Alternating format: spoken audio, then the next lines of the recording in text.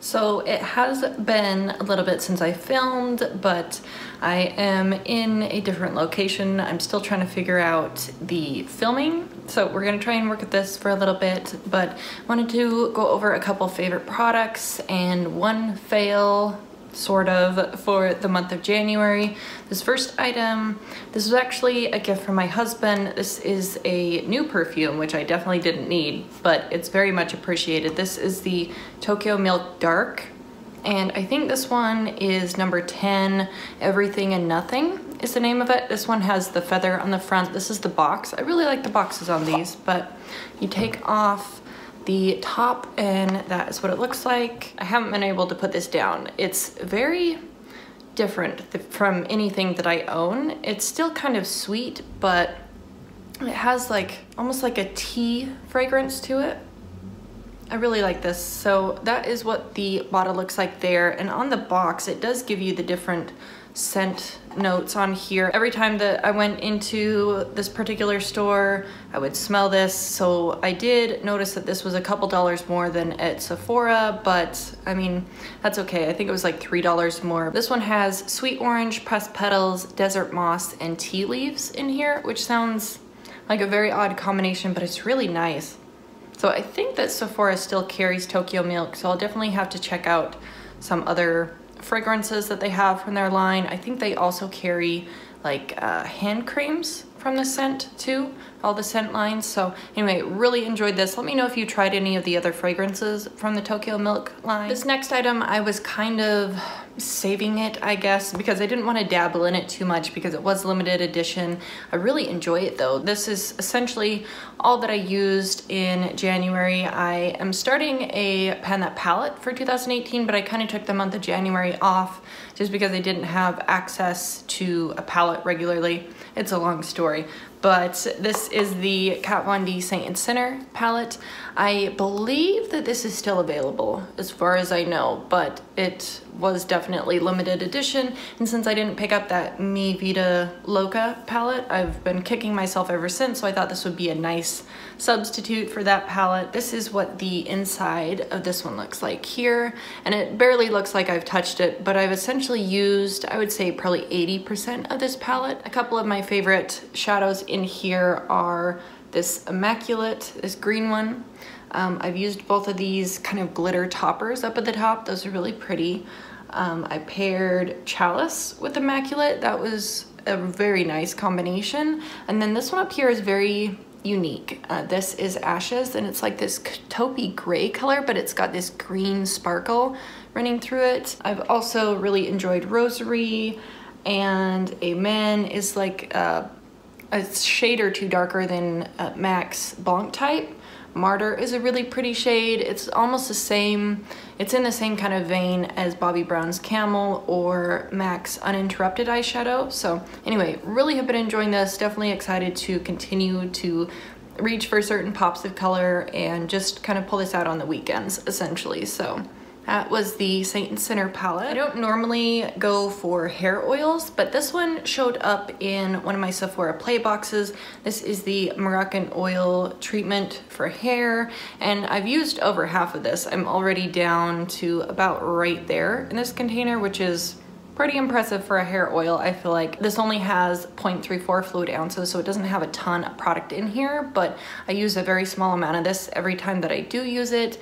And I'm typically using the Chi hair oil, but this one is really nice. It has a lighter fragrance to it. It is a little bit more floral. It's not as unisex as the Chi one is, but this is a really pretty fragrance, and I like the way that it makes my hair feel, so I'd probably repurchase this in the smaller, I think they have it in the, you know, like the travel size checkout area at Sephora. I might repurchase this in the small version after I go through it entirely, but it's very, very nice product if you haven't tried it out yet and you're in the market for a hair oil. A lipstick that I picked up during the VIB sale for November. I'll link my haul up in the cards up at the top there, but this came in a little set with the Impassioned blush from NARS, and this is the Audacious lipstick from NARS in the shade Anna. It's just a little mini size here, but this is gorgeous. This is probably one of the most beautiful mauve tone lipsticks that I've used in a long time, and It has a very nice lasting power on the lips. That is shade of it right there. It's very pigmented. You don't have to apply a ton of this product to the lips to have it stay all day. You don't have to do like a blotting trick or even put a lip liner down. This lasts on the lips for an extended period of time. I was very pleased with that, and I definitely would repurchase this after I use it all up. I have been eyeballing a couple other shades, but I'm waiting for a sale from Sephora before I repurchase or purchase any other Audacious lipsticks from NARS. But I think all the hype on these little lipsticks are true. They're a very nice formula, very long wearing, and they don't dry the lips out either. So I really enjoy that. This next product is kind of crazy. I didn't think that I would get approved for this, but I applied for these eyeliners through the Octoly website not too long ago. I mentioned these briefly in my what's in my travel makeup bag, but these are the Lancome Drama LiquiPencils. Right here, I do have 6 of them, and I have tried out a very small size of these in the past. It was just a small black one, and I really didn't like it. It was so hard to get it onto the skin, and you really had to do like 3 or 4 passes, and then it was so difficult to remove. I'm almost certain that that miniature black liner was dried out when I got it, because these are incredibly creamy. They're very soft. They go in the eyes super easily. The only problem that I found is that they're not all consistent. Some of them are more opaque than others. Some of them have a ton of shimmers and glitters in them. Others are super matte and opaque. This one right here, this really dark green one, I wore this in one of my previous videos. If I can find it, I'll link it up in the top there. But this is the, I'm gonna mangle it because it's French, but this is the Pont des Arts pencil. And maybe you'll be able to see how opaque this one is. Very opaque, super smooth, glides right onto the skin, and you can also blend these very easily as well. So I've really been enjoying that one. Another green one, it's more of like a shimmery green. This is Macadam. I'm not sure how to pronounce it, but that one is Macadam. It's a really pretty kind of shimmery olive green. And then I do have like a nude liner here. It's not really nude, but I use this one at the inner corner of my eye for like a highlight there. This one is in Chantilly, and I'll do a little swatch of this guy. This one has more of a yellow tone, but it does have that sheen that's really pretty. I'll put a tiny bit. So I put a little at the inner corner of the eye area. I think it really brightens that region. It's a little more yellow toned and warm toned than I prefer or what I reach for, but it's very beautiful. This one is Aubergine, and I had high hopes for this one. I thought it would work somewhat similar to that first one that I swatched out, that matte opaque green one, but this one is a little bit more sheer. I don't know if you can really see through these. Not only can you see through them a little bit, but you have to do a pass, let it dry down a little bit, do another pass, let it dry down, and then it'll be more opaque on the eyes. So that is the one in Aubergine. And then what I like to do with the purple ones is that I'll get this other one. This one's in Petillant or something. I'm not sure. This one has a ton of little shimmers in it, so I'll put Aubergine down first, and then I'll go over it with this sheer shimmery one in Petillant. On its own, you can see it's super sheer right there. But if I do a couple passes, I can kind of build it up. And if I do the thing where I'll put down a couple lines, then let that dry down, and then put a couple more over, the shimmers really catch the light in just the right way. So there's a couple passes of it, and I'll put a little bit over Aubergine as well. So this is the Petillant on its own. Maybe you can see the shimmers catching the light. And then just on the lower half of that swatch there, I put a little bit of it over the purple. I just feel like it gives a little bit more of a base to that liner. I really like this one, especially underneath the bottom lash line. I didn't get a black in that set, but this one kind of works in place of a black. This one is in Bourse de Seine. I don't know. It's a gray, but it's a little bit more sheer. There's a couple passes, I'll put a couple more down. And this one, it's dark enough that it would come off as more of a black, but it's definitely more of like a charcoal gray with a little bit of shimmer. Once these dry down, they don't budge, they don't move. You can sit there and rub on the back of your hand or on your eye as much as you want, and you really do have to use a makeup remover that's waterproof, that'll get off waterproof swatches. I'm sure these front ones are dry, so I can sit here and rub on those for who knows how long, and they're really not gonna smudge. That green's not 100% dry, but it barely smudges at all.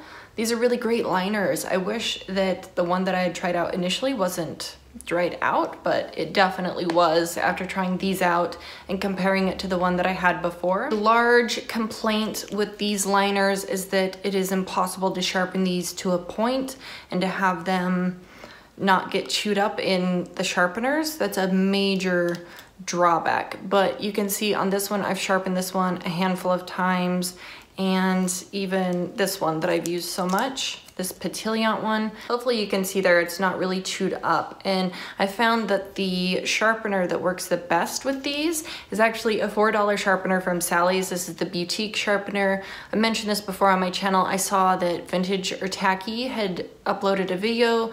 She was trying out all of the best sharpeners, the best rated sharpeners, and this one actually came in pretty high on the most inexpensive.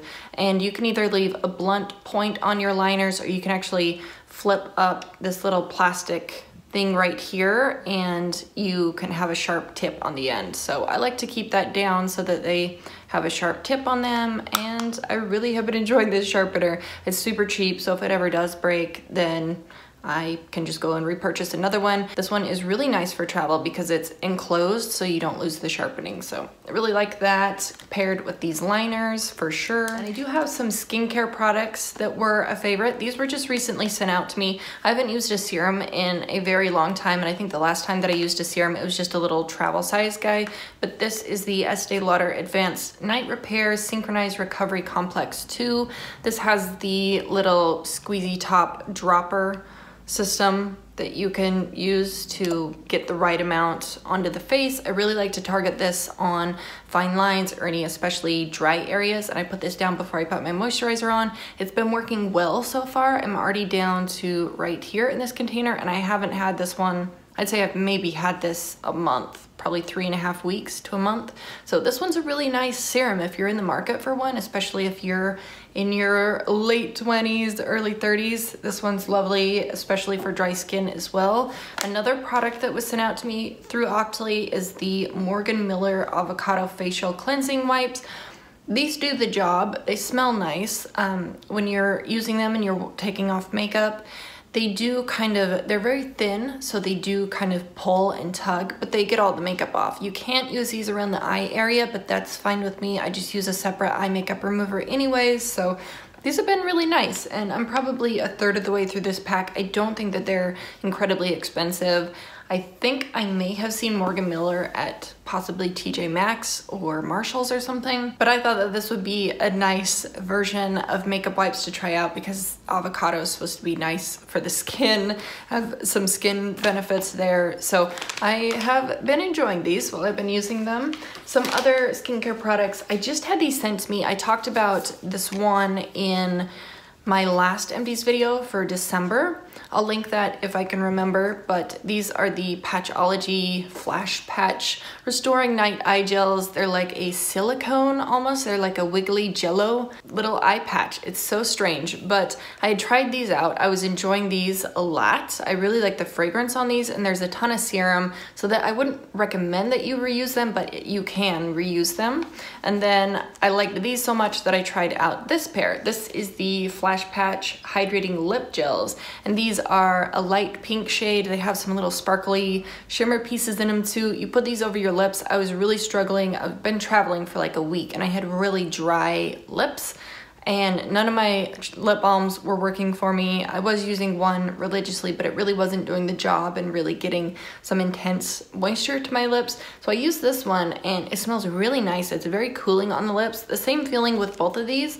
If you put the serum over the gels while they're on your skin, it's a very cooling sensation. I really liked these. So if I can find them on sale or during some kind of Ulta buy two get one free deal, I would definitely repurchase these. But if you're in the market for some, these are some really nice, a nice texture to put on the skin. And like I said, you can reuse them. I have tried reusing them and I don't see a difference, honestly. On to my last product that I was gonna talk about. It is my fail here. This is the Bobbi Brown Longwear Gel Eyeliner. This one's in the black shade, Black Ink.